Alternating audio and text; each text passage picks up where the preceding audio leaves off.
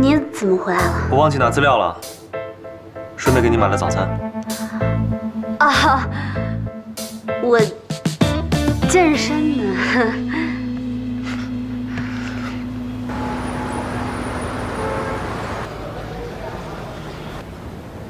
那个人出现在你的世界才是意外。我不明白，为什么你就不能给自己一个重新开始的机会？难道非得撞得南墙遍体鳞伤之后才肯回头吗？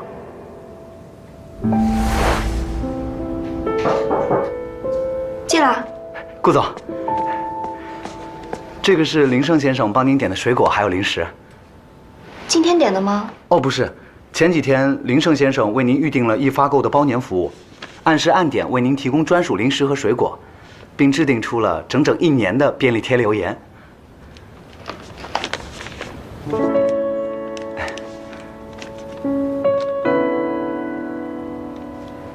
辛苦你了，下去吧。哎，我一定好好工作，我们下次再见。进来。顾总，这个是昨天的报表。好。今天盛总会来吗？没有来，正好要跟你说，盛总之前让我把这个企业宣传方案交给你。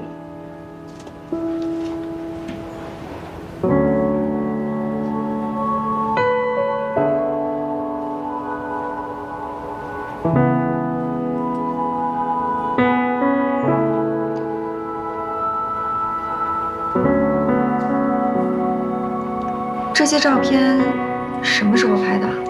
这些啊都是盛总亲自拍的，而且盛总啊还特意交代我们，千万别让您知道，怕影响您的工作。好，我知道了，等我敲定好内容再跟你说。好的，您先忙。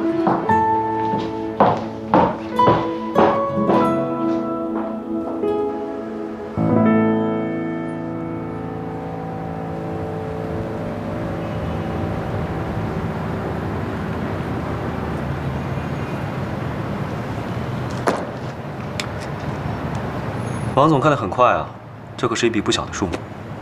林总说笑了，你的能力在业内谁不知道啊？你能找我合作，那是我们的荣幸。我啊还巴不得多投点钱。林总在电商峰会这么盛大的场合发布营销计划，那时候肯定是万众瞩目的焦点。接下来就期待那位的表现。感谢信任，放心，一定不会让你失望的。那是当然，合作愉快。请问林总，听说 New Way 在新的项目上已经取得融资，这是真的吗？没错，在 New Way 还没有公布的一个项目上，第一轮融资就达到了10亿，当中包括物流、地产、互联网等数百兼容服务企业。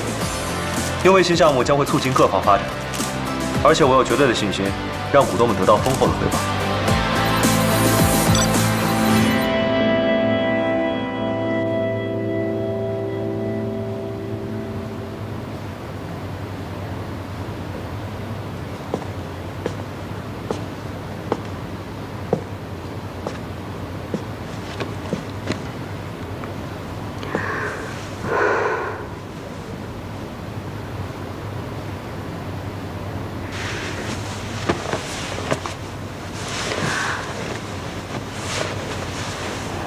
吵醒你了？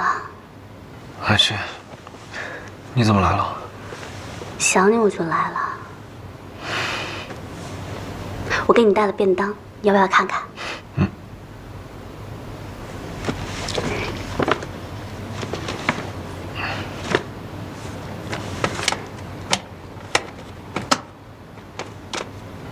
酱。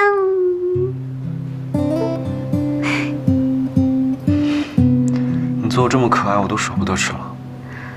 你以后要是表现得好呢，我就给你奖励，因为我有独家秘籍。从哪儿学的？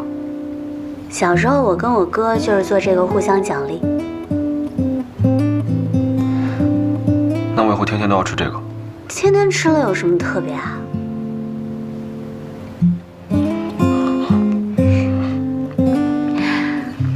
我明明没有放醋，但是有的人呢，好像还吃了飞醋，为什么呢？不要不开心啊！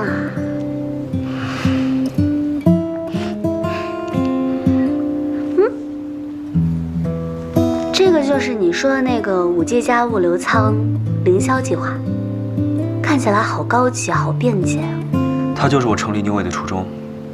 我一直希望有朝一日，可以用真正的科技便捷人们的生活和出行。你这个想法好棒。这一直以来都是我的梦想，但如今它要发布了，我却有点紧张和不安。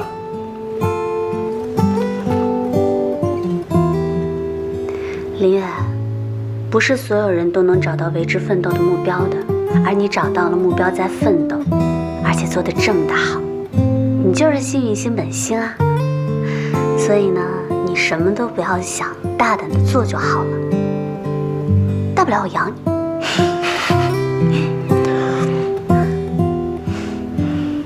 那我就靠你养我了。好。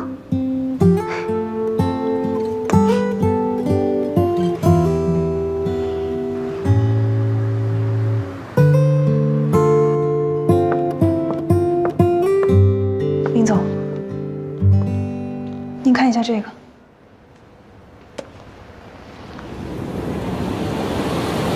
我们顾氏集团正在重新考量 B2C 自营。同时，我们也在重塑我们的物流自建价值进程中。我们与国内的多家知名企业形成了独家战略合作，率先在国内注册运行我们的5G 加物流仓业务。提出的安行计划将引领电商时代的新格局。这个安行计划，无论是从营销手段还是主要技术，都跟我们的凌霄计划如出一辙。凌霄计划那边有什么动向？大部分的投资商都已经开始撤资了。召开紧急会议。启动1级预警方案。顾总，安行计划发布以后，顾氏股票强势飙升，收盘涨超20%，咱们驿站也能跟着获益。他已经下了一步险棋了，就看接下来的成效能不能达到预期。截至昨天到今天，我们已经亏损了2个亿，我们旗下的公司20多家面临倒闭，目前形势比较紧张。这是我们的股票从2015年到现在的最低谷期。刚接到大量分销商的大规模退单，包括王总在内，有很多投资方选择了撤资，连凌氏集团的股价也受到了不同程度的下降。集团董事会和监事会的人都来了，看样子大事不妙啊！是啊，那一夜之间投资方撤资到10几个亿啊，现在股价暴跌，太可怕了。作为公司的实际管理者，这次是因为你针对凌霄计划的错误判断和风险管理不当，致公司出现重大损失，经集团董事会决定，暂时撤销你New Way的管理权。从公司长远的发展角度考虑，而不得已做出的决定。会后，股东会有权限制你公司的邮箱、服务器权限、出入权限和工作内的移动数据。New Way还没有到无力回天的地步，你们就让我舍弃New Way自保，这是老爷子的指令吗？不。这是我们整个董事会的决定，而且我们是经过严格的风险评估。我们一致认为这是目前降低风险的最好办法。林总，舍小才能保全大局，不要因为一个New Way伤害到整个集团的利益。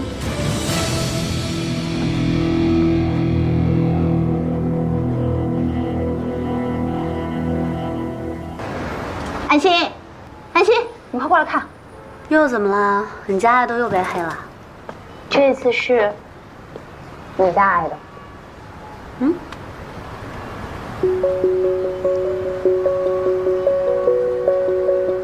这到底是谁干的？你先别着急啊，我先登一个小号给你下场反击。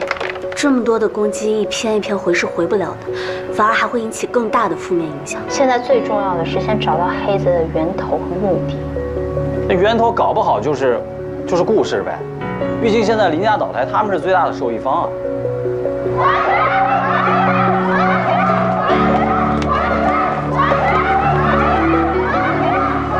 林总，我们先回公司吧。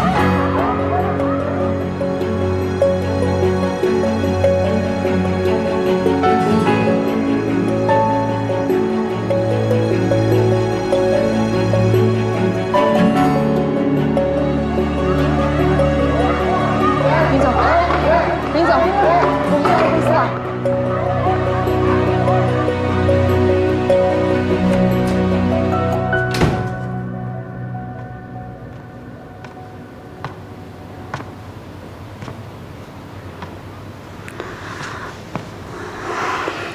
回来了，辛苦了。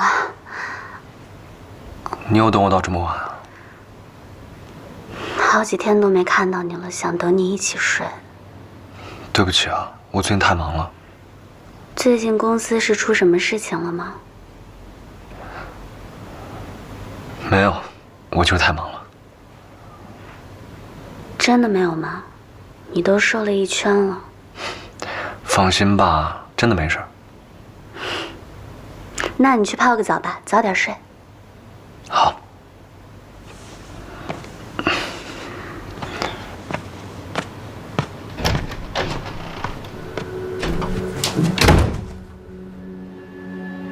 那源头搞不好就是顾氏呗，毕竟现在林家倒台，他们是最大的受益方啊。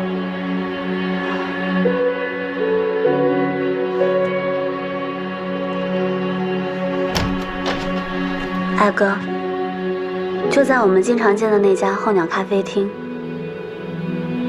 好，到时候见。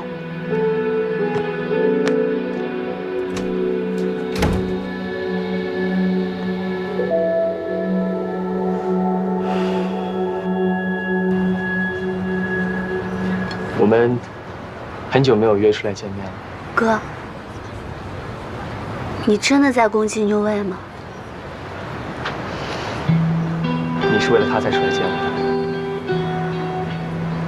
的？说实话，是的，我是很想搞垮New Way。如果不是他的话，现在站在你身边的人是我。为什么要这么做啊？为什么？为什么你觉得我不会这么做？因为我相信你不是这种不择手段的人。安心，我不要你这种相信，你这种相信已经让我痛苦太久了。我只想要你回来我身边，好吗？林月已经撑不了多久了，我会给你你想要的一切。哥，这是两码事。林月她就算是一无所有，我还是会一直陪着她的。难道我连一个机会都没有吗？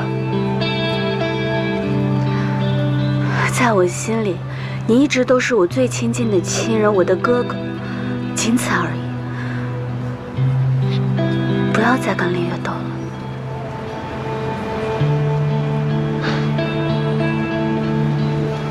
安心，若此无悔。林月现在的局面只能怪她自己判断失误，怪不得别人。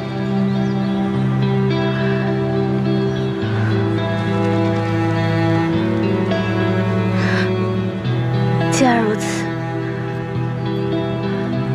我希望你不要意气用事，最后变成一个连自己都不认识的人。我走了。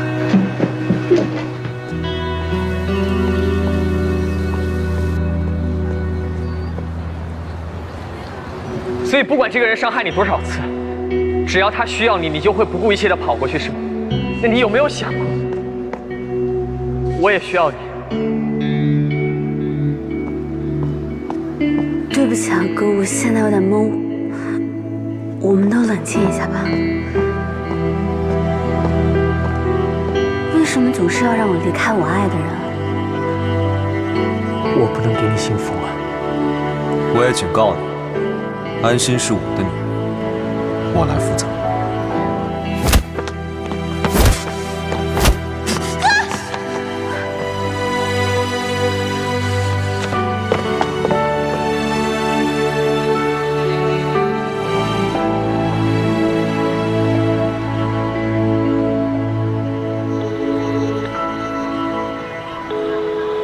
明月，因为现在的局面完全是市场优胜劣汰的结果。我知道你输了不好受，但我万万没想到你会让安心出来跟我谈。安心真的去找你了？不用跟我装傻。明月，我会用我全部的力量来对付你，你赢不了。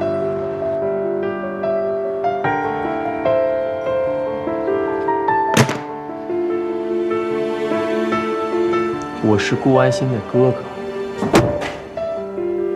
你还要解释什么？解释你怎么在我两个妹妹之间摇摆不定吗？哥，走。你别。这位林总口口声声说要进，是无中生有还是欲盖弥彰？你自己心里清楚的很。你再让他受伤一次，我会把他抢回来的。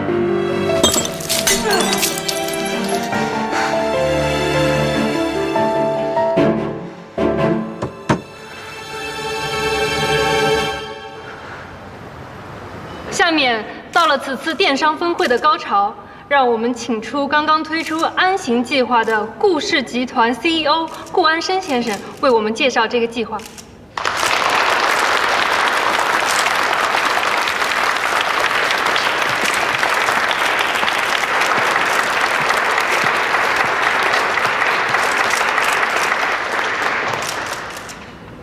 诸位，相信已经在各大媒体上看到了有关我们安行计划的一切。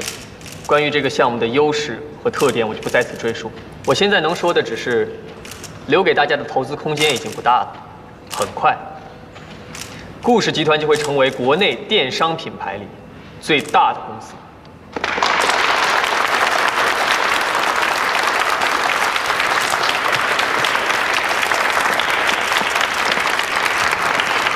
顾总好大的口气啊！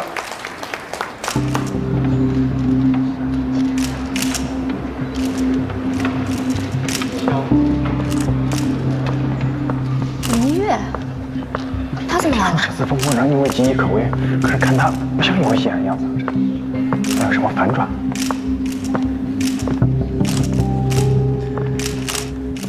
小顾总，果然和顾氏集团一贯以来沉闷的风格大相径庭，佩服。别担心，我今天来是觉得 Newway 的创新理念和顾氏5G 物流仓规划如出一辙。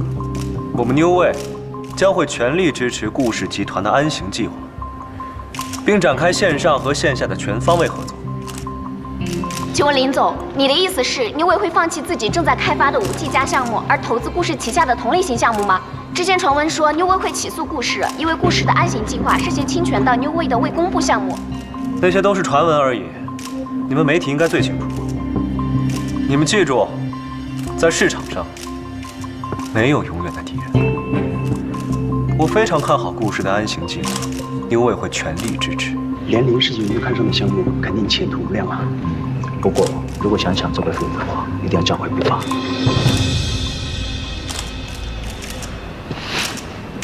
明月，你又在玩什么花样？论玩花样，顾总才是高手吧？既然失败了，体面离场不好吗？你这个样子，不会搞得你自己很难堪吗？最终的结果都还没出来，顾总就宣布自己是胜利者，这未免也太早了。难不成你还有什么可以力挽狂澜的方法？你怎么知道我不能？况且，即使Newway败了，也是光明磊落，而你只不过是巧立名目、更名换姓而已。抢先发布本属于Newway的凌霄计划，就连关键技术的合作方都一模一样。抢在Newway技术发布之前做这些事情，顾总的确考虑周全。哎，保持微笑，这么多媒体拍着呢。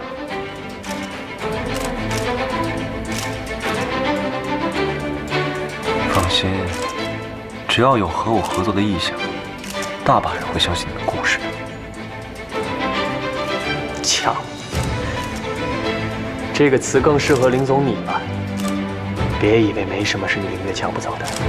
如果当初我先对安心表达心意，你觉得你还有机会吗？你根本就没有资格提安心。如果你觉得安心对你的拒绝，是因为你晚来了一步的话，那你也太侮辱安心了。你根本就不配拥有的。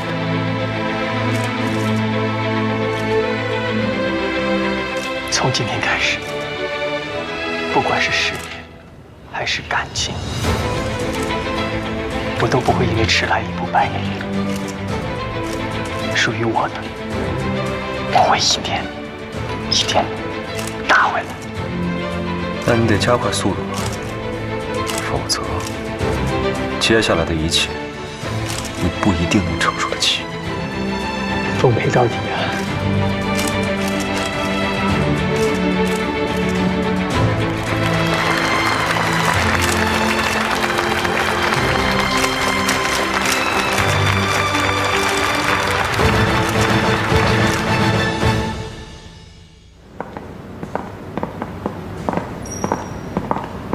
刘总，就没什么要跟我解释的。当初您跟我提案这个5G 加物流仓的时候，您好像没跟我说这是 New Way 的项目。林总，您为什么不直接跟媒体说顾氏偷了我们的计划呢？我们还没有宣布过这个计划，官司会很难打。顾氏还没有进入融资，就算坐实了他侵权，也没有什么实质性的打击。那看来您是已经知道该怎样进行实质性的打击了。你还记得负责凌霄计划高频段通信技术的雪飞科技吗？记得，当时我们想出高价购买他们的技术，但是一直都没有谈妥。没错，他之所以一直不肯把技术卖给我，是因为他根本就没有打算卖。他是一个把自己技术产权看得很重的人，绝对不会卖给任何人。所以，顾氏不可能这么快地说服对方，并且启动方案，除非顾安生不知道这项技术属于雪飞。对，刘总想要在短时间内促成安行计划，就一定要向顾安生隐瞒雪飞的情况。林月威胁不了我们，你只需要去迎接将来丰厚的回报就好了嘛。我们顾氏集团只不过想稳求发展，不想四处树敌，更不想引火烧身啊。顾总，我保证，顾氏集团一定是最大的赢家。现在New Way出面支持，肯定会引起雪飞的关注。雪飞用专利去起诉顾氏集团，说他们盗取商业机密。到那时候，顾氏不想被做空都难了。以其人之道还治其人之身，我只是不想再让他有还手的机会。顾总，电商峰会后呢，我们收到了很多投资商的洽谈意向，他们都希望和我们合作。这么快？他们都是看到了安行计划的前景。好，你安排一下吧，我亲自见。好的。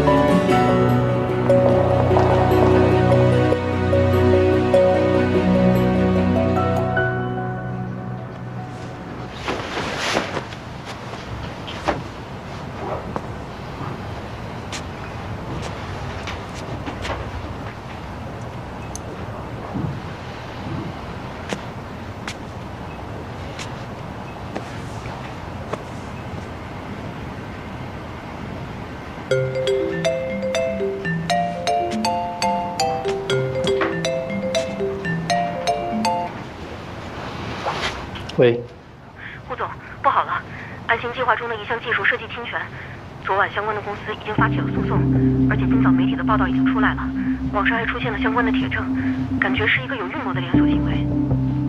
技术侵权？怎么会这个样子呢？按照计划推行不应该出问题才对啊。刘总现在在哪？我们一直联系不到他，投资人在会议室闹着要撤资，可是这笔钱已经投入生产了，现在怎么办啊？等我到了再说吧。我现在就来。凭借安行计划一日风光的顾氏集团，今天因技术设计造假，股市跌停，并因接连爆出欺诈消费者、货源把关漏洞、质量和安全隐患问题陷入危机。资方公司拿出相关资料指出，安行计划存在大量的技术盗取，还指控顾氏集团剽窃他们的创意。你可以回答一下是怎么一回事吗？顾氏集团的股价从今天早上开始就产生了大幅度的缩水，这是否意味着顾氏集团将从这次的危机中难以抽身呢？那投资者投入的那些钱怎么办呢？是啊，顾总。顾总，你回答一下。顾总，顾氏集团有收到律师函吗？顾总，请回答一下，顾总，顾氏集团将如何面对？我哥呢？媒体记者跟投资方都围在公司门口，要求顾氏赔偿他们的投资。现在顾总只能住在酒店里，没办法公开露面。顾总可以出来回应一下。不能拍照，顾氏集团到底有什么不关？不能拍出来，请您回答一下。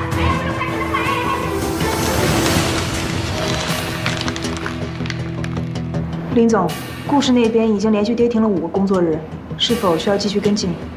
继续。明白。走了，吃饭。走，吃饭去了。交给你了啊。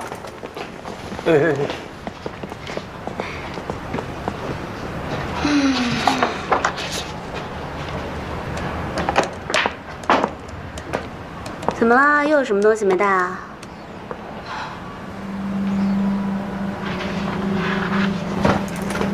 你知道有什么事儿吗？我找你当然有事儿。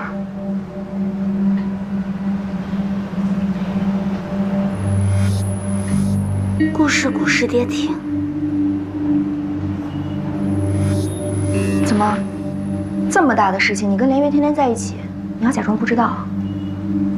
林月她最近很忙，我好几天都没有见到她了，什么个情况？因为出手彻底打击顾氏，我哥现在身受重创，每天就像个行尸走肉一样，连家都不能回。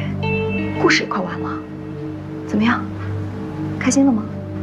你的复仇目的达到了，你满意了吗？什么叫复仇目的？这件事情我说过了，我不知道。你少装好人了。如果不是你，我哥会和林月闹成今天这个样子吗？如果不是你拒绝我哥，他会拼死拼活的去和林月竞争吗？这全部的一切，都是拜你所赐啊！顾安心，我奉劝你一句，不要因为一个人的感情而影响2家企业。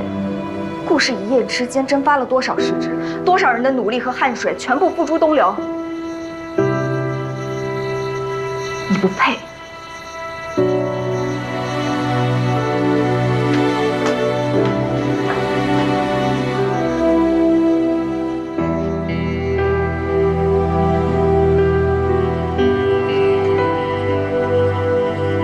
对不起，您拨打的用户暂时无法接通，请稍后再拨。哥，你怎么样了？看到以后给我回电话。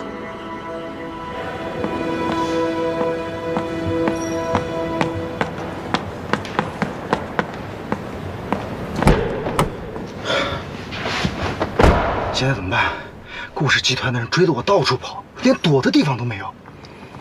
老板让你出去避避风头。当初不是说这是一块大蛋糕吗？怎么搞成这样？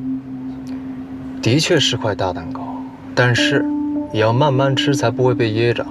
刘总，你太心急了。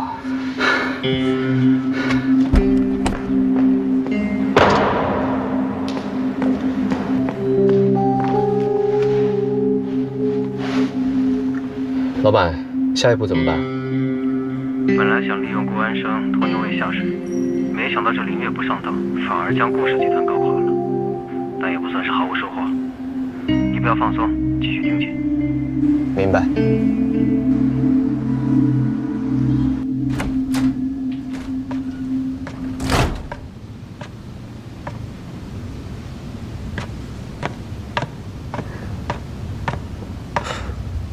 回来了。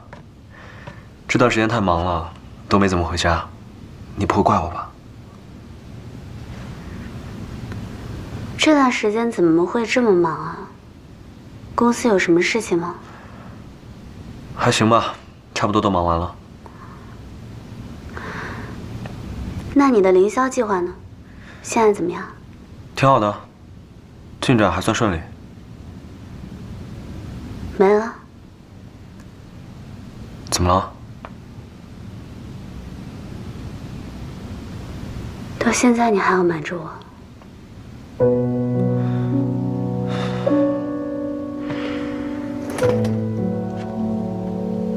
顾仙儿来找我了，要不是因为她告诉我，我都不知道你们现在这么僵。至于商场上常有的竞争，事情不是你想那么简单。可是你可以告诉我啊。我不想让你担心吗？我可以为你担心啊，我愿意为你担心啊。如果每一次你的无助、你的困难，我都要从第二个人的嘴里知道，那我是你的什么？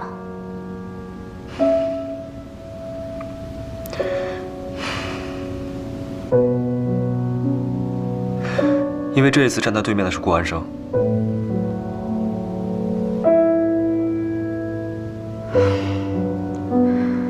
我就知道你在意的是这个。我怎么能不在意啊？对于你现在质问我，对于你开始袒护他，我怎么能不在意？顾安生这是自作自受，是他来先惹我的。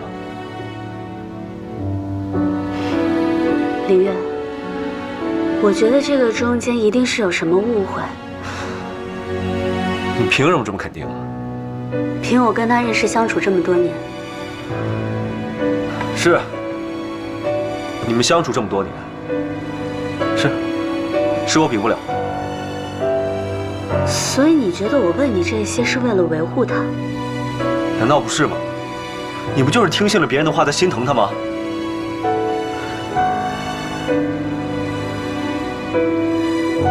如果我们两个相处了这么久，到现在我们中间还隔着一个别人，你对我一点信任都没有的话，那我们没什么好聊的。你要这么想，我无话可说。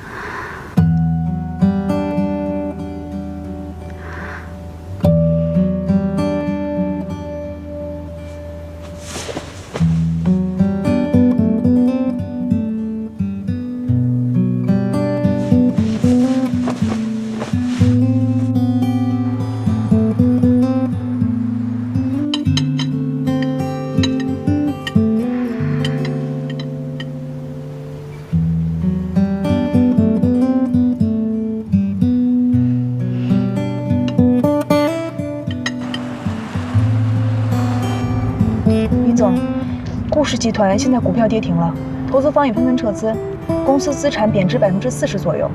我们离做空顾氏的计划已经不远了。从来都是患者跟医生约时间都约不到，没见过你们这么一家的。你还有凌月，拖到现在才过来。要不是因为交了钱，我是不会来的。你呀，就是赤裸裸的秀恩爱。秀什么恩爱啊？他都好几天没回家了。吵架了？没吵架，只是他太忙了。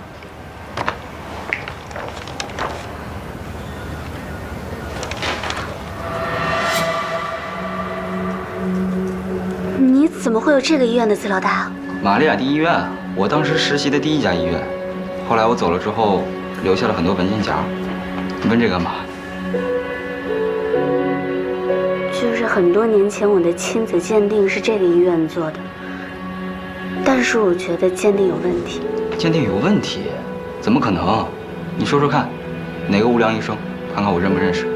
我之前的时候还真的打听过，是血液科的专家。血液科的专家不会是江涛吧？哦，对，就是江涛，是江涛。那不可能啊！他是我最优秀的专业导师和人生导师，从业30年，经验丰富。可能是哪个环节出了问题，或者说你记错了。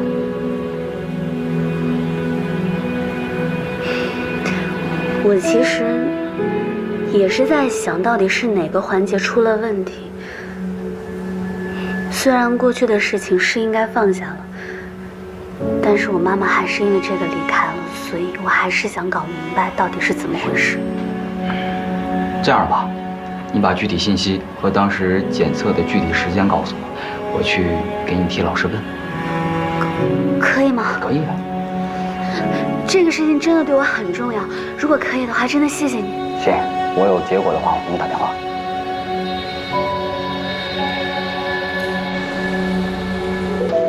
萱姐，小肖，再来看江医生啊。那个江医生查房去了，你去办公室坐一会儿吧。哎，行，我先去了。哎。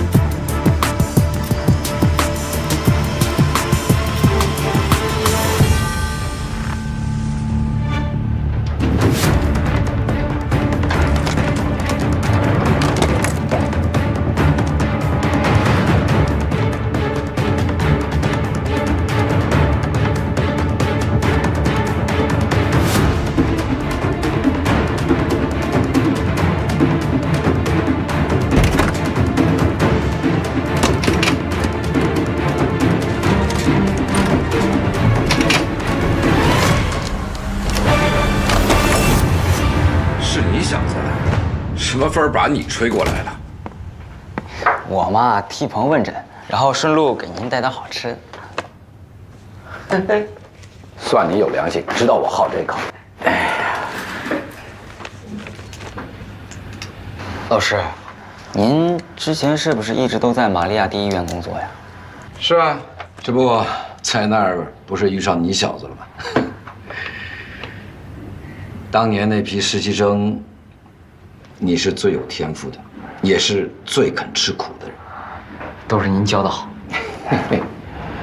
老师，我今天呢，受人之托，有些事儿想要问你。你说。我有一个朋友，叫顾安心，他之前呢，在您这儿做了一个亲子鉴定，但是他觉得搞错了，所以想问您，有没有什么印象？顾安心。对。一般的来说，如果有什么误诊的情况呀，我都会做记录。顾安心，好像没什么印象。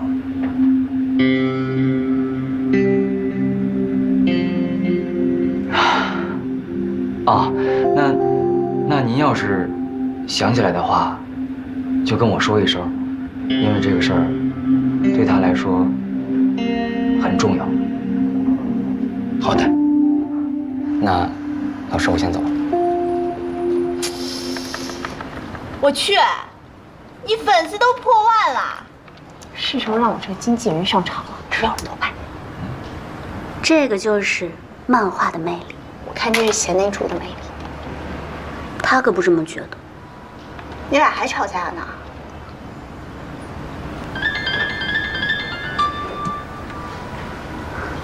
怎么了，肖医生？上次你说 DNA 鉴定的事儿，我继续跟进了一下，发现了一些疑问。雨果是你当初受伤的同学吗？对，他叫雨果。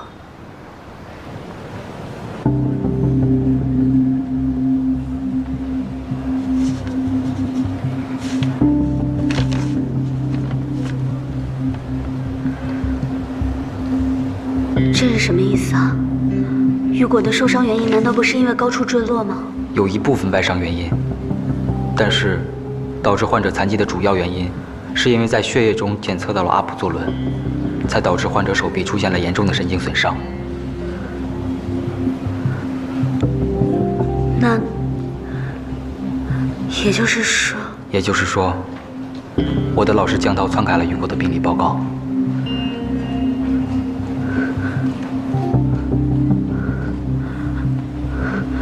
我不太明白，他为什么要这么做？我跟他无冤无仇的。我也想不明白，所以我找到这份病理报告的时候，我就偷偷去了我老师的办公室，他有为患者录音的习惯，找到了这份关于雨果病理报告的录音文件。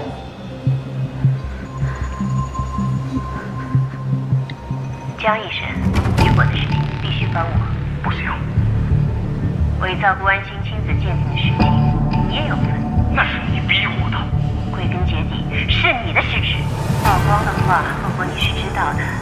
只要你帮我这一次，顾安心的事情我会让他石沉大海。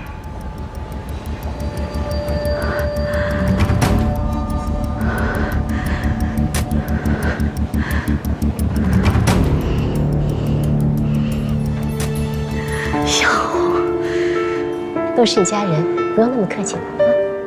你妈妈是我的好朋友，你现在这样，我也有责任。你责怪我很正常。杨红当时和江涛老师一起在血液科任职，他知道江涛老师是你亲子鉴定负责人，他就偷偷的把血液样本调了报。就是那一份有问题的亲子鉴定，我妈妈最后才会变成那个样子。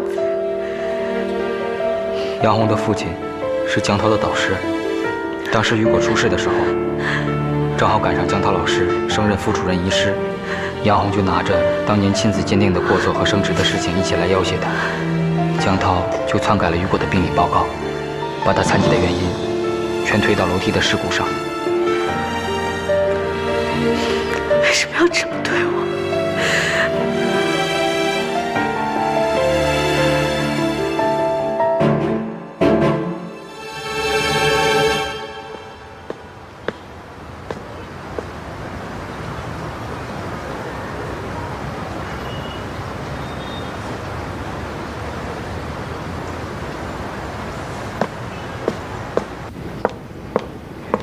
太太，安心小姐找您。哦，安心来了，你让她进来吧。好。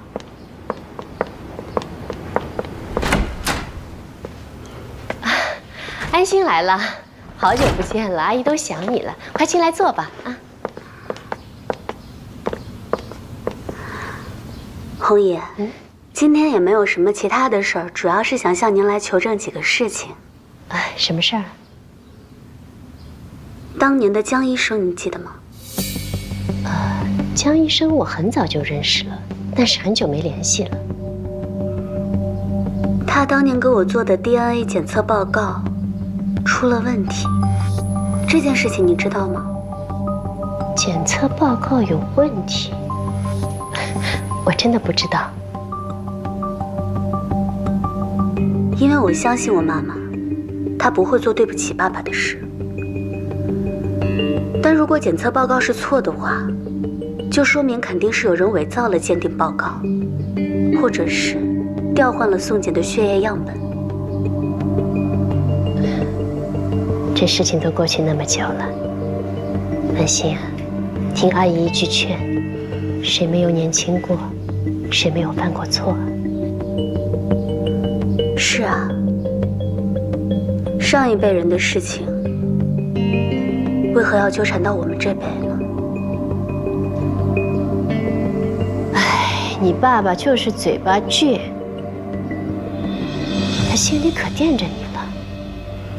自从你妈妈去世之后，我跟他都希望把你当成自己的亲生女儿看待，把什么好的都给你，希望你过得好。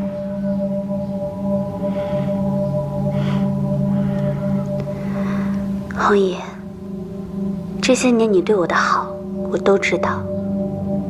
包括那会儿在上学的时候，欣儿在学校对我的好，我也都记得。对了，红姨，你还记得雨果吗？没什么印象，他是谁啊？当年发生事故的人，我的同学。自从上一次他出现在顾家宴会之后又消失，我就找了当年的同学做了一些调查。有的同学在手机里找到了视频证据，可以证明我与当年的那场事故没有关系。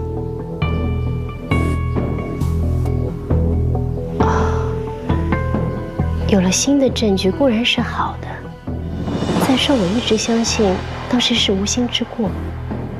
不过这件事情也过去太久了，你别总揪着不放，凡事都要向前看嘛。过去的事情都弄不明白，怎么向前看啊？阿姨不是这个意思。你看你现在跟林月发展的挺不错的。当然，你跟林月谈恋爱是你们自己的自由，我无权干涉。不过，看在你跟欣儿情同姐妹的份上，能不能不要太为难她？当然，你有什么事，我还是会帮忙的。阿姨还是很喜欢你的，还是会帮你的。一个女孩子在外面不容易。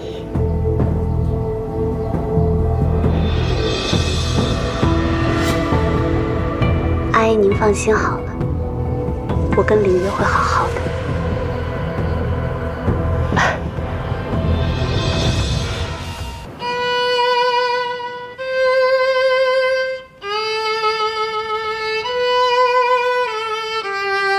为什么要这么做？你为什么觉得我不会这么做？因为我相信你不是这种不择手段的人啊。那你得加快速度了，否则接下来的一切，你不一定能承受得起。顾总，对方公司拿出相关资料指出，安行计划存在大量的技术盗版。不能拍，不能拍，让开，让开。我希望你不要意气用事，最后变成一个你自己都不认识的人。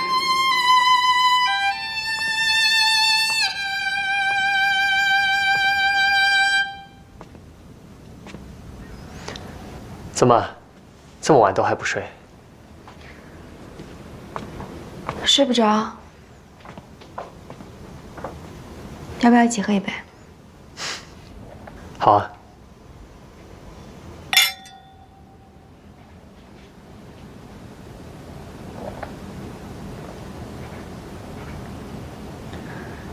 有人送了我10瓶酒，每个年份、每个味道都不一样。你说的那个人是林胜吧？哥，你觉得林胜是个怎么样的人？林胜嘛，好像一直被家里保护得蛮好的，挺阳光的一个孩子。虽然说哥哥我确实不喜欢林家人，但林胜跟林家人确实不太一样。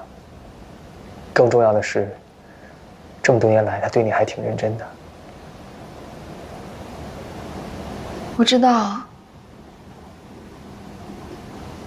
可是我现在真的很混乱，我没有办法完全放下林月。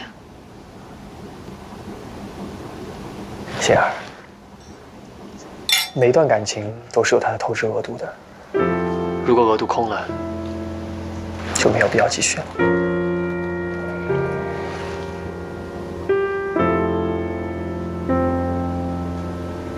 如果不是因为其他人的出现，我跟他的关系不会是现在这样。我想再验证一次，最后一次。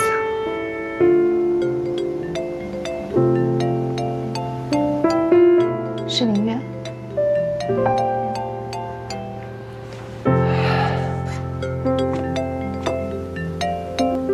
喂。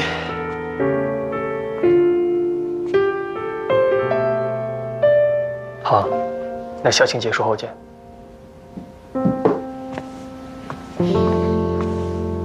林月要见你，见你做什么？不知道，谁知道他葫芦里卖的什么药？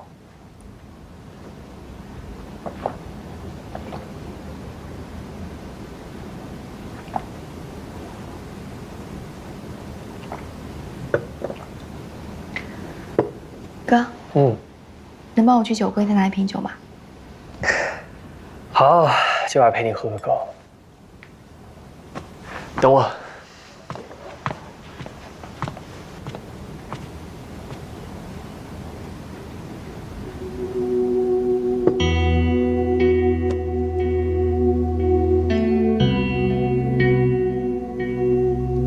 明天我们提早到11点，学校东角楼小礼堂见。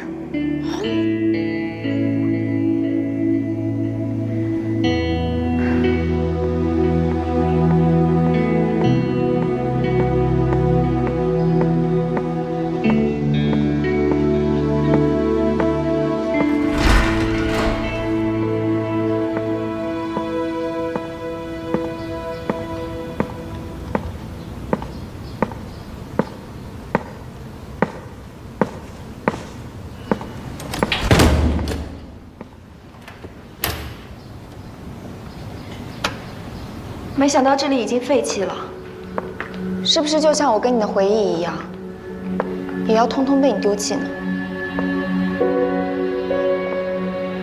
怎么是你啊？顾安生呢？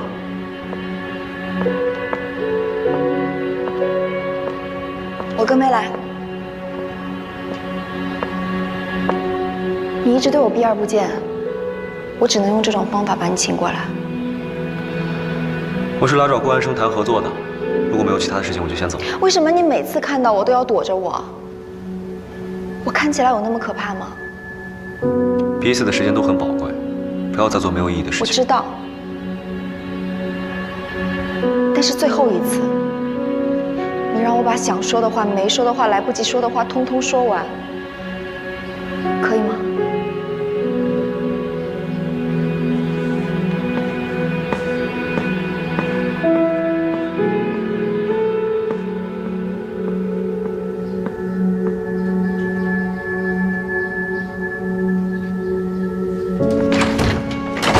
这里所有的门都被我锁上了，也屏蔽了所有的信号。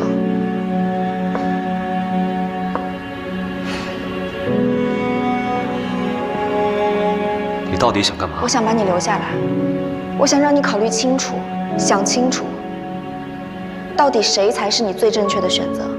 你这是在浪费时间。和未来的人生相比，浪费的这点时间算什么呢？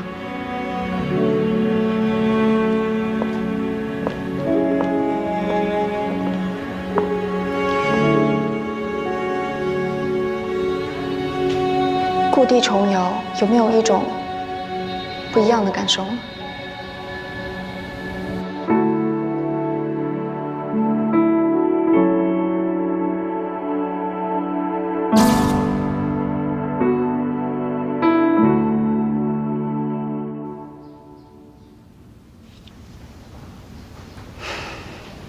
我知道你现在爱情的甜蜜里，可是我真的不愿意相信，我也不甘心。你最后选择的那个人是他。做出什么选择，是我自己的事情。岳哥哥，我们从小一起长大，我们不用再浪费20几年的时间成本去互相了解、互相相识。你怎么能够确定这短短几个月的时间，你的选择就不会出错呢？只要是安心，就不会出错。如果你要一直跟我讲这个的话，就没有必要说下去了。从小到大，你对我就没有过一次，哪怕是一瞬间的心动吗？我们认识了这么久，你对我来说一直都是一个值得尊敬、值得熟悉的朋友，仅此而已。10年，我喜欢了你整整10年。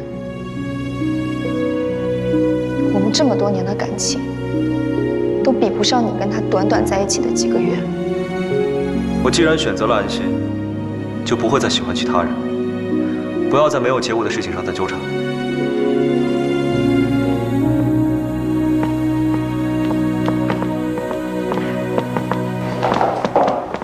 李总还没回来吗？林总今天没来上班，已经有几个重要的电话打给他，但是一直联系不上他。喂，安心小姐，您知道林总在哪儿吗？我怎么知道他在哪儿？现在公司上下都找不到林总，大家都特别着急。我今天早上一起来，他就已经不在了，所以他没有跟你说他要去哪儿是吗？没有，林总只是跟我们说要去处理一下跟您之间的问题。跟我？那我想想办法，看能不能联系到他。你稍等。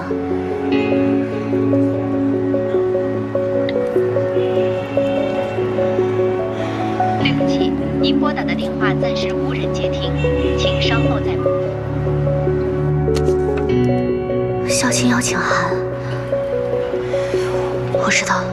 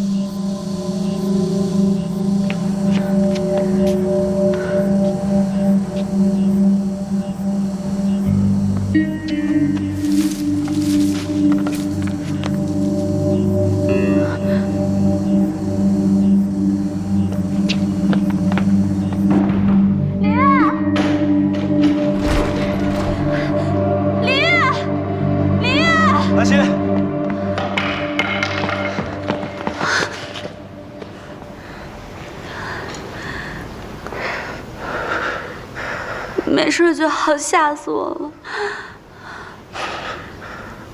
你不生我气了？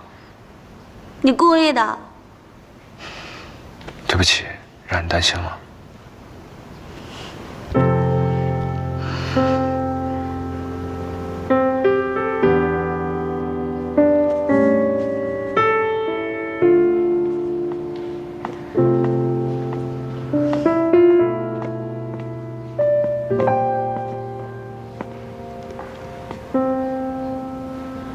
是你用我哥的名义把林月约到这儿的吧？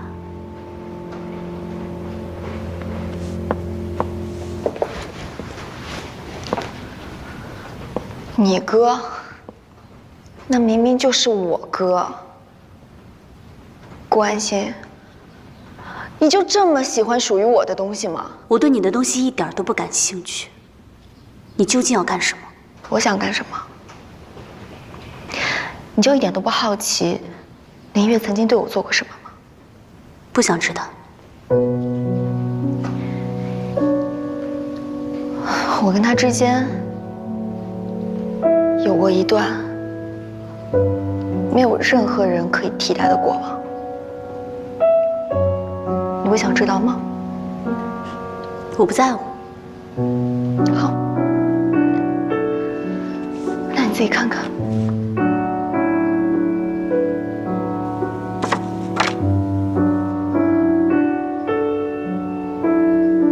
能证明什么？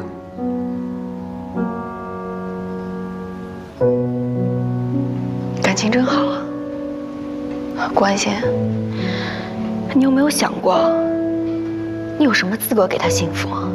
你已经毁了雨果的人生，你现在还要来毁了我的是吗？10年，我等了他整整10年，而你又为他做过什么？你不过就是一个劣迹斑斑，连大学都没有毕业的人。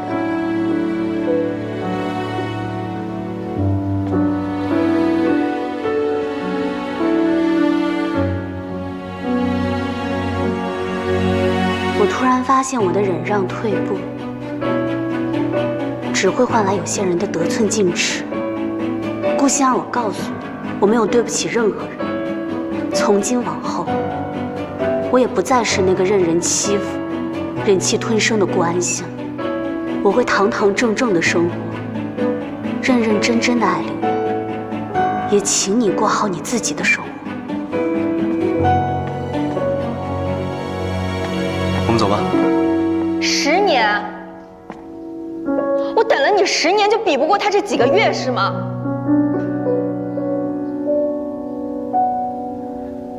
有些事情不是这样衡量的。真的不是一时冲动吗？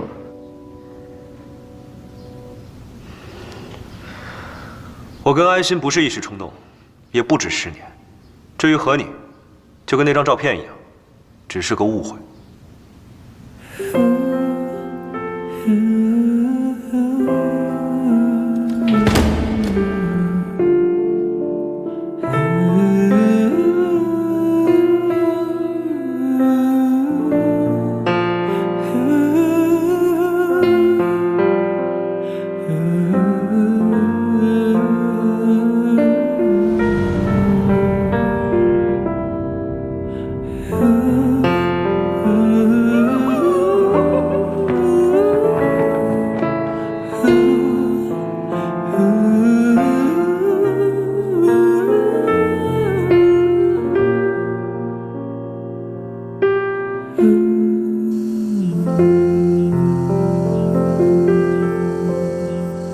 宁月和安心已经走了。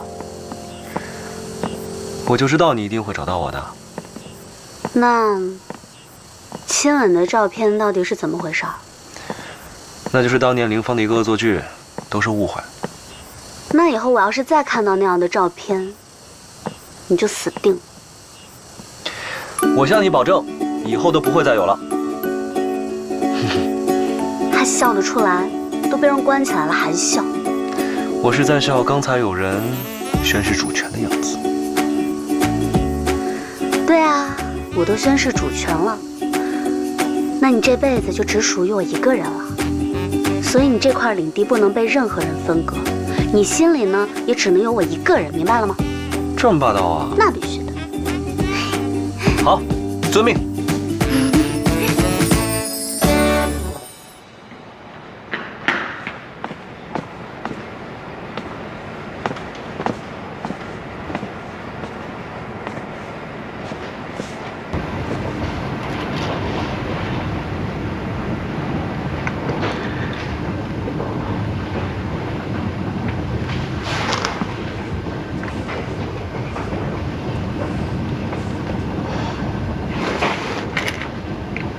心儿，你脸色看起来不太好，还好吗？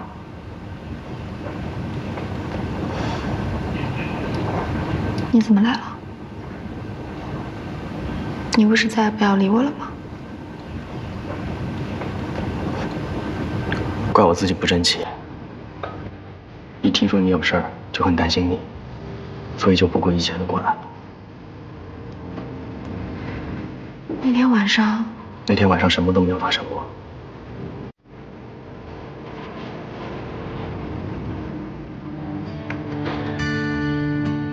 我叫的酒店的一个女服务生帮你换的衣服。那天晚上你醉得不省人事，我怎么可能承认质问？更何况，我明明知道你并不爱我。那你为什么不理我？我只是很生气，我生气为什么你不好好的爱惜自己？就像现在这样，你明明知道那个人根本就不在乎你，你还是不肯放手，还在苦苦挣扎。你已经等了他1个10年了，你难道还要继续等下去吗？你能有几个10年？这一切对你来说值得吗？其实，在你来之前，我心里还有恨，还有埋怨，还有不甘心。但是在你刚才突然出现在我面前的那一刻，我突然之间就释然了。我在心里说，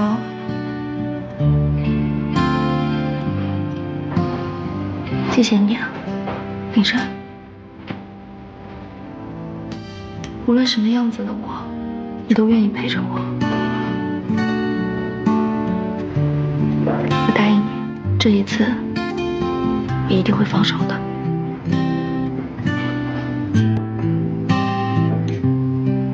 我们走吧。好。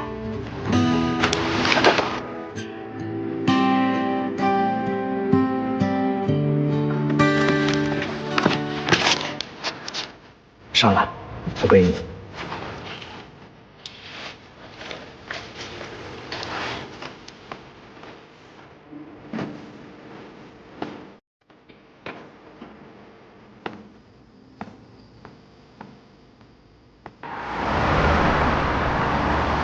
事情就是这样了。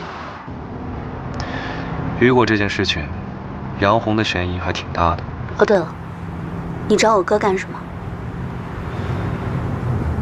谈合作。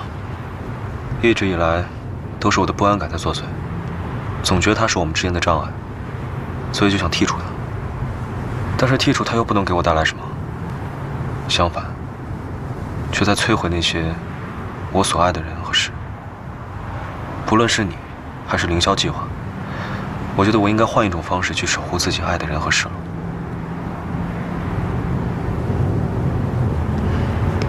你的不安全感，我能理解。你还是那个我爱的林渊。所以意思是，你吵架你就不爱我了？可是我没有因为我们吵架就减轻对你的感情啊。也不知道是谁，什么事儿也不说，都憋在心里。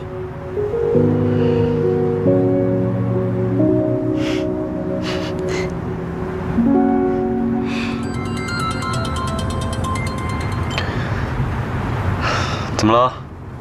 我终于联系上你了，你还好吧？没事吧？我没事啊，我跟安心在一块儿呢。你爸突然中风，刚送到医院急救，你快赶过来吧。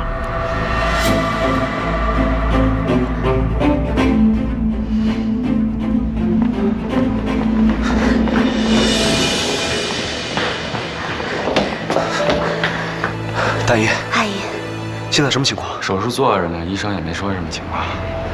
爸好好的，怎么突然就昏倒了呢？他哪里好好的了？你爸工作那么忙，他已经半年多没有休假了。爸发病的时候谁在身边？当时我在爸的身边，爸在书房，前1分钟还好好的，突然跟我说头晕，我感觉情况不太对，就立马打急救电话。救护车到的时候，爸已经晕倒了。从晕倒到医院中间隔了多久？医生，医生，现在病人情况稳定，但是还需要观察。问谁谁都说稳定，这人没醒，什么叫稳定？现在各项指标平稳，清醒是需要时间的。医生，现在一堆文件等着林总签字呢，你看你能不能多用一些好药，让林总早一点苏醒？病人的身体重要还是签字重要？我们3兄弟都在这儿呢，林家是没人了吗？有什么事儿找我们。我走了，辛苦了。工作的事情，还是等你爸爸醒了之后再说吧。我看在林总苏醒之前，一切事宜由林方总处理比较合适，毕竟他是家里的长子。这好像不太合规矩吧？怎么不合规矩？公司总得要有人经营啊。夫人，听说林总生病昏迷以后，我们几个股东商量了一下，把律师叫来。通知律师做什么？各位，这份是林先生签署的紧急事务交付函，还有遗嘱。现在林先生昏迷不醒，属于紧急情况。根据这份文件，林氏集团暂时由林岳先生代理。林岳总，既然是老林总的意思，那就麻烦你跟我们回公司一趟吧，还有好多事情需要你回去协调处理。林岳总，如果不及时处理，消息外露，对公司和股票会有非常不利的影响。林岳总，去吧，这里有我，你放心。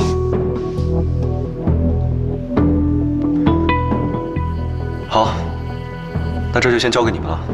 爸醒了立刻告诉我，我马上过来。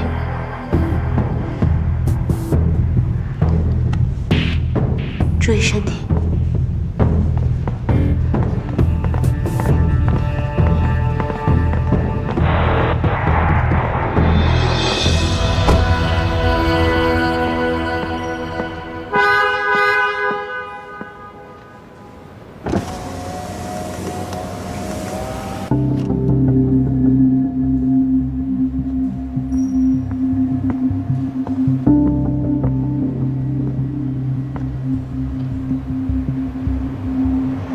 你来找我干什么？想提醒老朋友几句话。你想说的我都知道，所以以后不用再来找我。那以前的事儿呢？放心吧，这件事已经石沉大海了。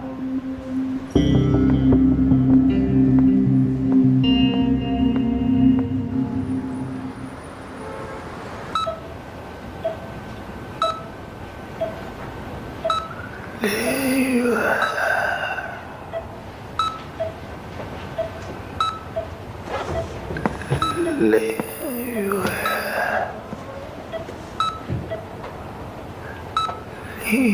月。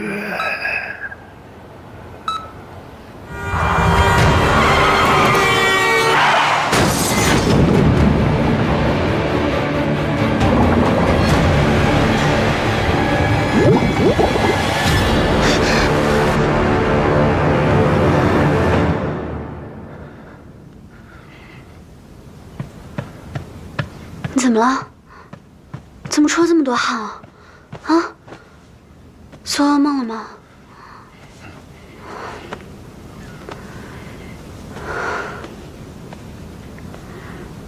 我带你出去走走吧。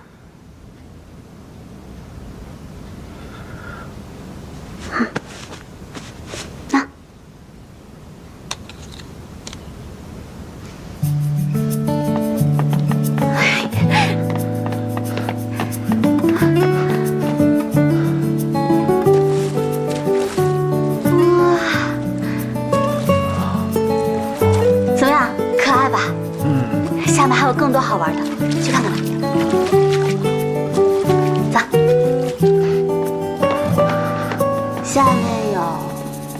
傻。哎，干嘛呢？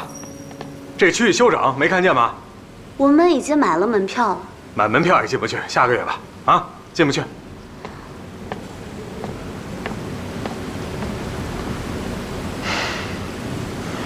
走吧。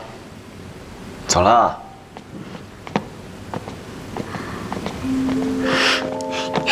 哎，干嘛呀？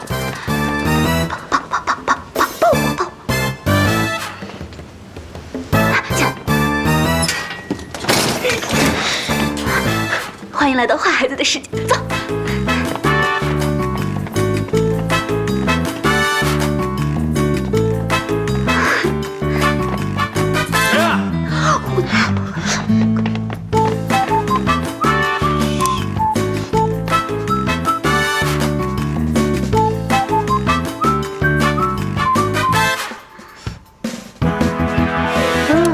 邪门了。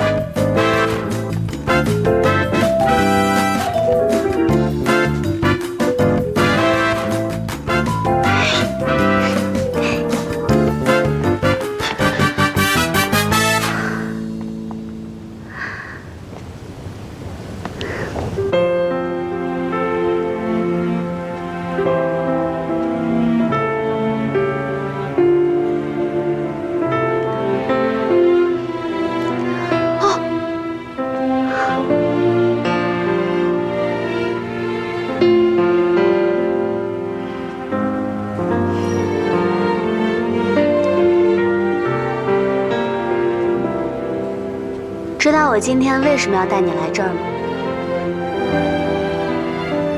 你跟我哥之间的争斗提醒了我，我们都是受过伤的小孩，伤口虽然会好，但是疤痕却不会掉。但是呢，只要我们不把恐惧当回事，回忆再也吞噬不了我们。就像今天，危险系数都给忽略掉，你就可以享受其中。对不对？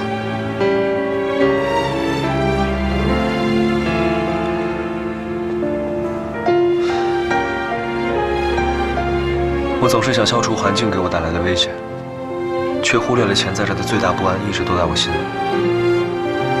安心，谢谢你，让我亲身体会到，人的处境是来源于他自己的抉择。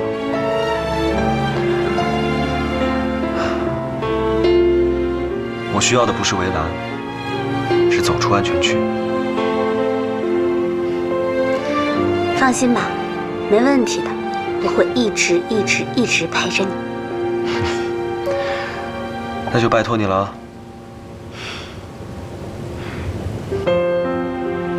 哦，魔鬼鱼，快！魔鬼鱼，对着魔鬼鱼许愿就可以成真了。真的确有其事吗？对啊，我刚刚想的。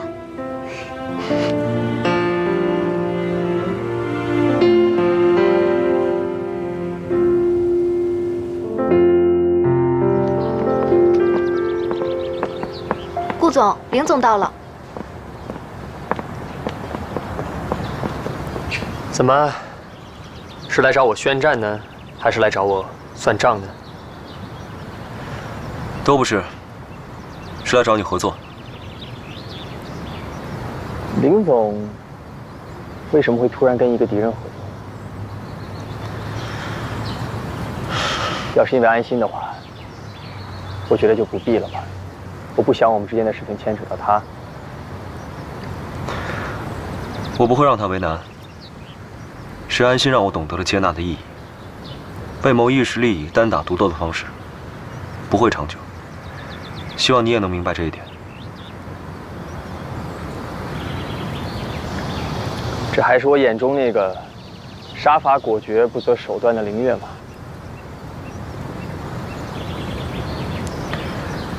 因为心中有了牵挂，所以才会变得坦率。那你又凭什么那么自信，我一定会跟你合作呢？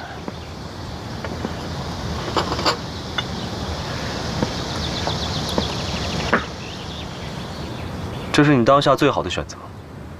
还有，我信得过安心和你作为亲人共处的时间。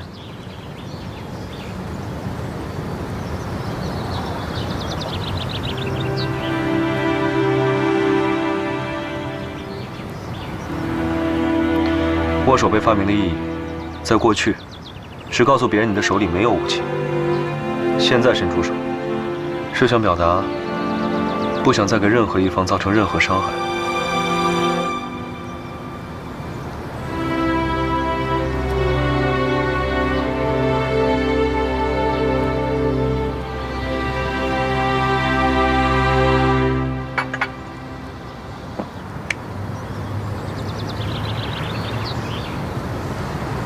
当初我要做5之家，是看中它的前景，并不是故意要跟你抗衡的。只不过后来做着做着就偏离主线了。你的意思是，你事先并不知情？刘总当时并没有告诉我们，他最开始是跟你们合作的。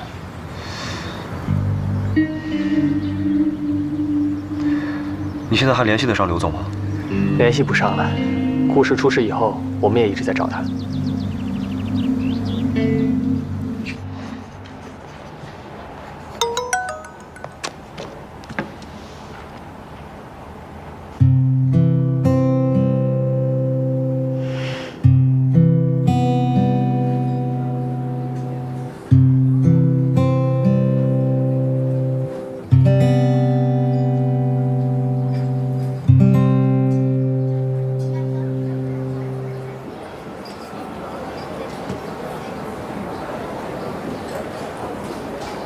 林善，我们不是说好了10点你准时出现在我的面前吗？现在已经快到时间啦，你人呢？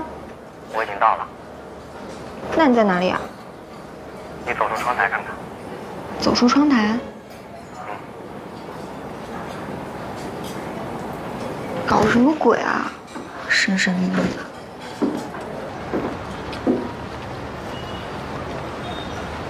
你到底在哪儿啊？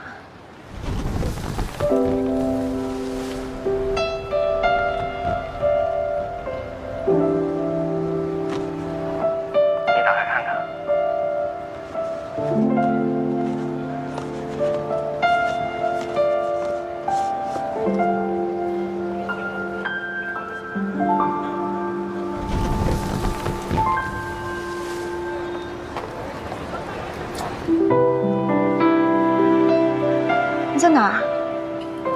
你会到的。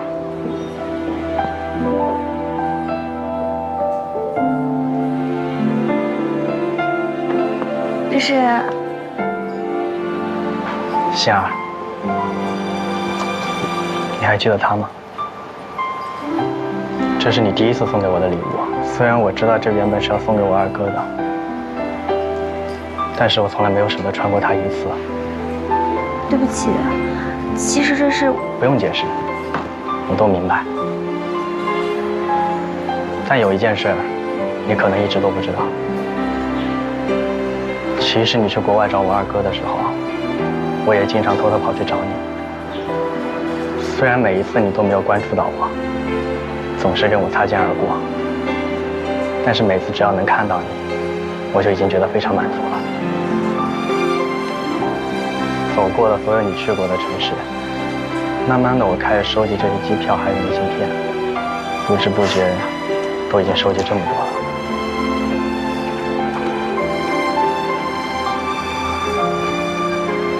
你怎么以前从来没跟我说过这些啊？你不是也没有跟我二哥说过你为他所做的一切吗？心儿，我们是一类人，我们都爱得太傻了。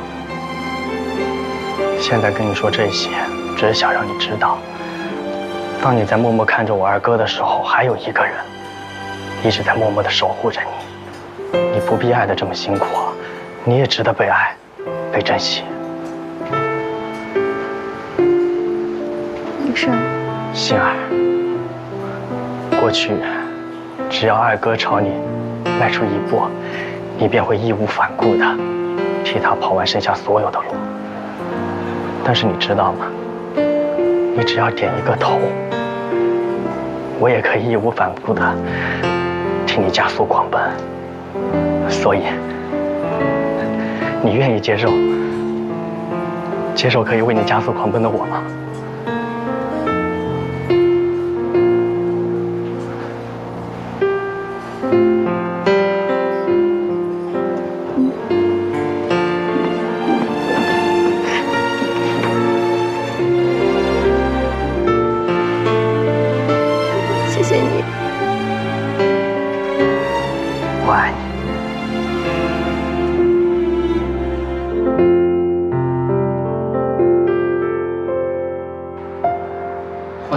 挫伤、血常规、凝血功能、感染性疾病筛查、肝肾功能、电解质等未解不安心，好像没什么影响。我保证不会有人知道的。下不为例。肖老师，肖老师，报告我看了，前面都挺好的，就是最后出院医嘱的时候，除了最基本的用药，还要对患者有一些具体合理的心理上的和生活上的建议。我知道了，肖老师。这段是一期感谢您对我的指导。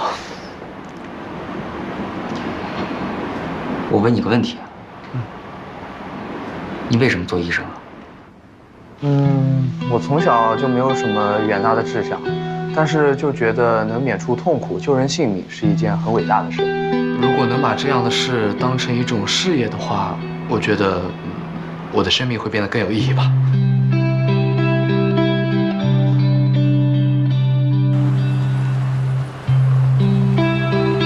林总，这个他们现在已经到达机场了，大约30分钟之后就会到开会的地方。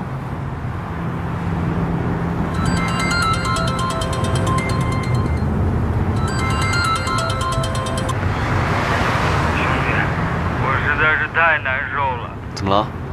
我不想再这么待下去了，我要辞职。哎，你理智一点。你现在在哪儿啊？我很不好，无法理智。萧一山，喂，掉头，去萧一山家。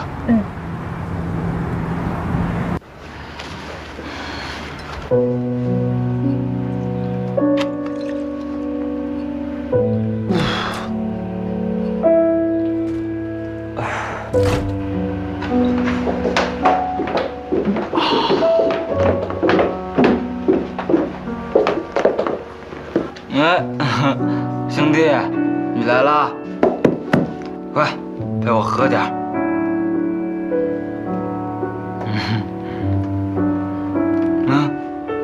艾丽，我在做梦吧？梦里真好，还有艾丽呢。那你怎么会来我梦里啊？还知道重色轻友啊？看你也没喝多呀。你不知道我有多难受，我再也不去医院了。我从明天起，我就陪艾丽梦游仙境。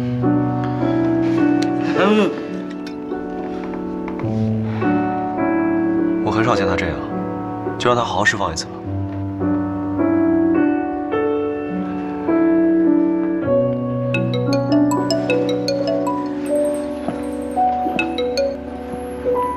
喂，林总，这个那边已经到了，我们现在必须马上出发。这个那边我去就行了，你陪好他吧。可是他现在需要的是你，而且最近你也辛苦了，就当给自己放个假吧。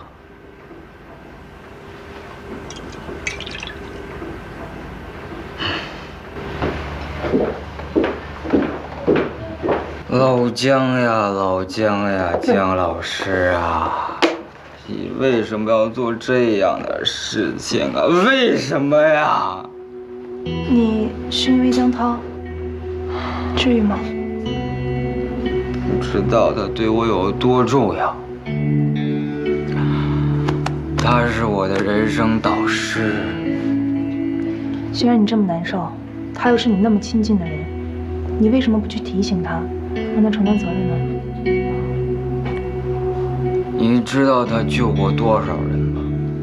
你知道他是多少人的希望吗？如果是我把他送进监狱的话，那我该怎么面对他呀？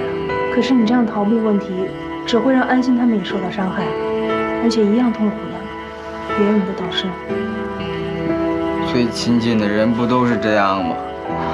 很难说出口，很难去面对。就像你呀，你不也逃避我的追求吗？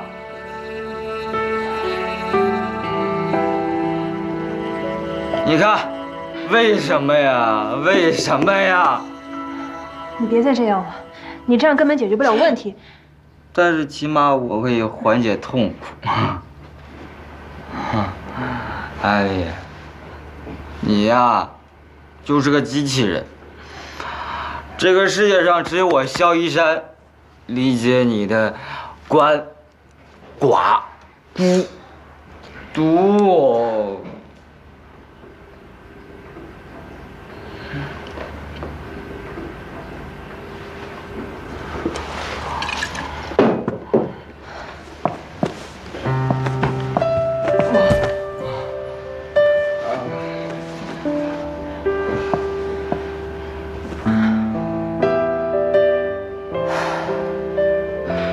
大风吹过，吹过我的心。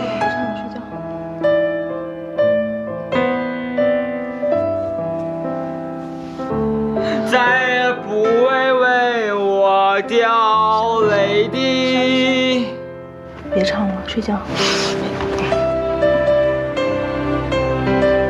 你放手，萧一山。我不放，我要一直抱着你，抱到永远。你先放开。我不放，我一放了你就飞走了。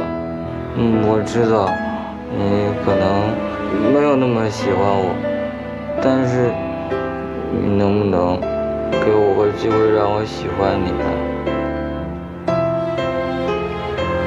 你先放开。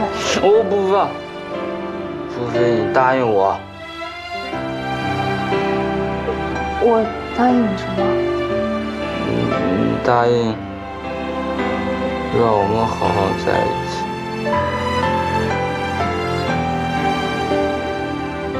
你说呀。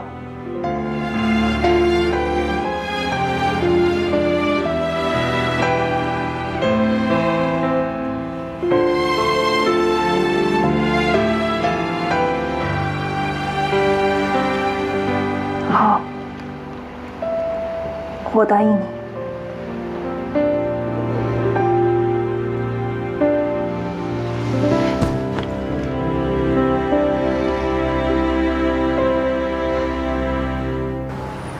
林总说你家没吃的，让我给你带点早餐过来。都是我喜欢的，谢谢啊。哎，也谢谢凌月。你赶快吃吧，吃完了去上班。上班？我不去，我今天就交辞职报告，我不干了，我辞职。林总说不许你辞职。他凭什么不让我辞职？他又不是我上司，我想干什么我就干什么。那要是我不想让你辞职呢？啊？你也不是我上司啊。那我是你什么呀？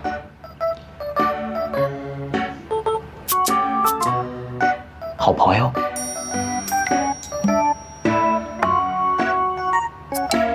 对，好朋友。你不知道，医院里面有我不想见的人，我见着他我心里别扭。我知道。你知道？你怎么会知道？你昨天说的。昨天？昨天你照顾的我，不然呢？那我没有说什么不该说的话，我没有做什么不该做的事吧？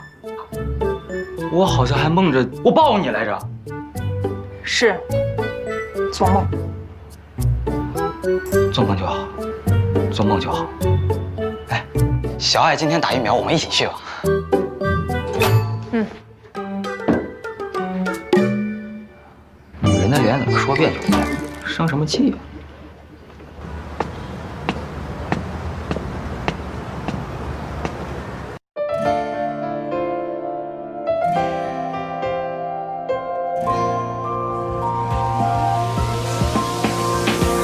从雨中相遇那天说起，淋湿一段回忆。